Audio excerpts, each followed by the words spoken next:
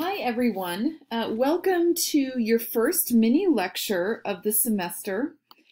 I'm going to be providing 2 to 4 mini lectures per week. They're going to be about 10 minutes in length. They are going to correspond with the objectives and the readings and resources of the week. So that means for week 2, we are looking at sacred space in the ancient world. So that is what I'm calling ancient world is anything before the year 1500. So this is a pretty big, a pretty wide span of time. For these mini lectures, just like for readings, just like for videos, just like for Teams meetings, I strongly urge you to have a notebook, be taking notes, be actively engaged, and of course you have the empty outline for the unit on sacred space. And so what you could do is you could have that document open, be taking notes directly in there. You could also print that document out so that you can physically write notes. Research shows us that handwriting notes is a much more effective learning tool, and it's much better for retention and a deeper understanding of new information. So with that introduction, let's look at some of the themes and the guiding questions for our unit on sacred space.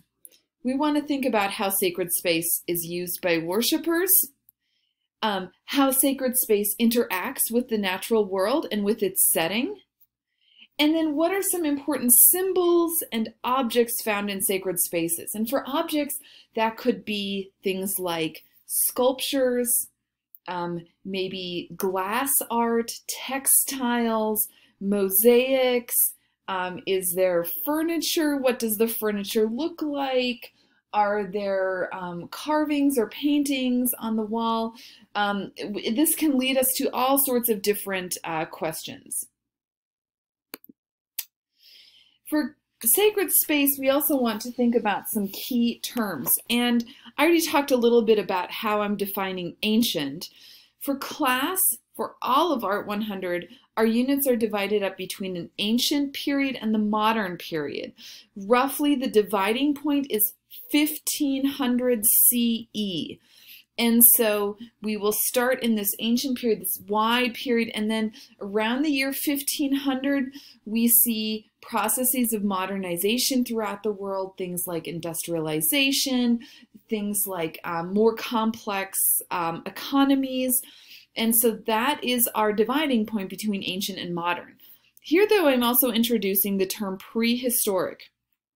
Prehistory is a time of human civilization before the advent of writing.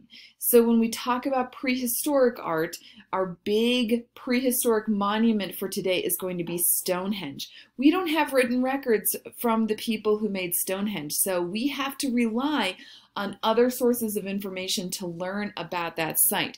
Things like the archaeological record, for example.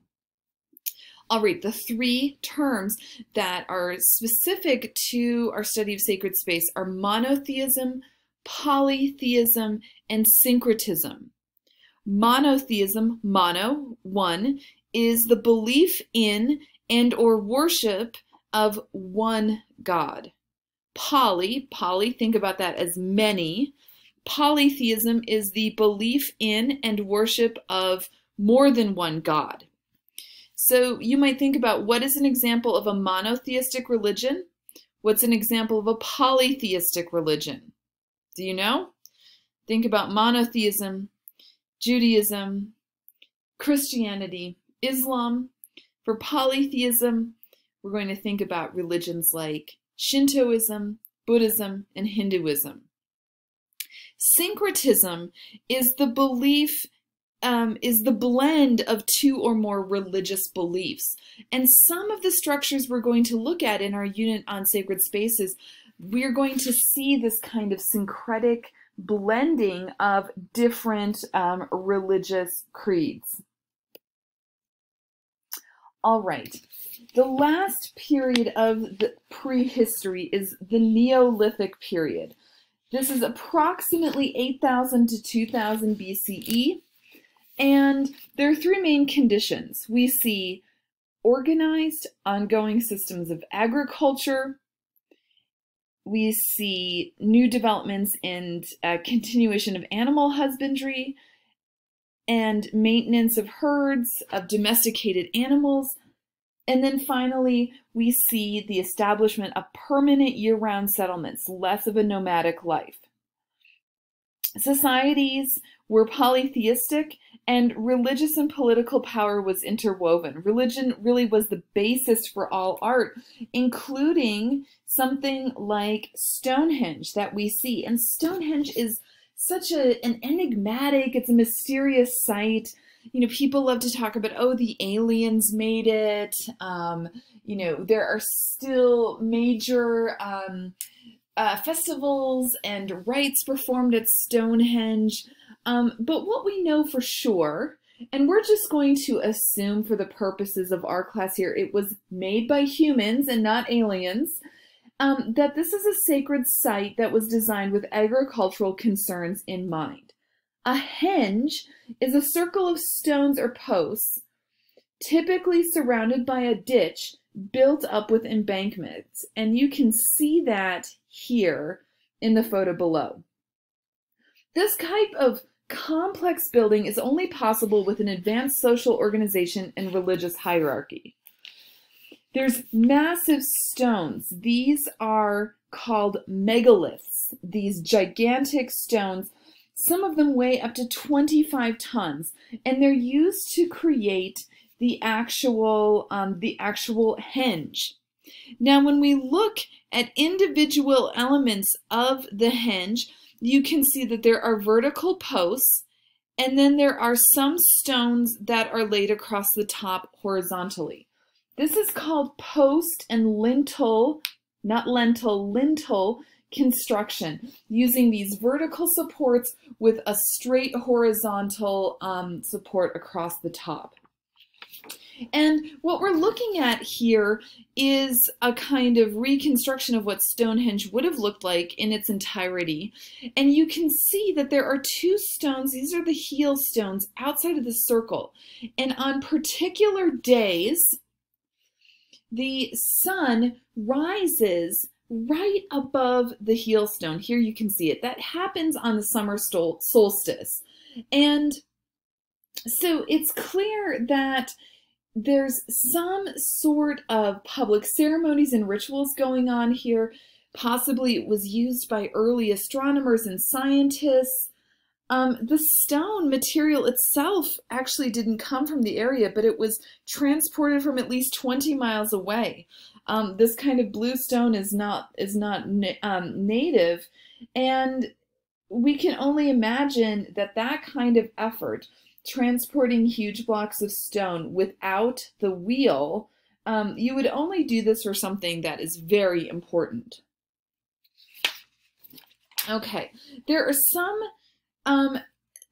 some slides here that we are going to kind of breeze through because I want to focus on some key monuments here, and we're going to move now to ancient Greece. One of your readings is about an important sacred site of ancient Greece, which is the Parthenon. But I want to back up a little bit from there to talk about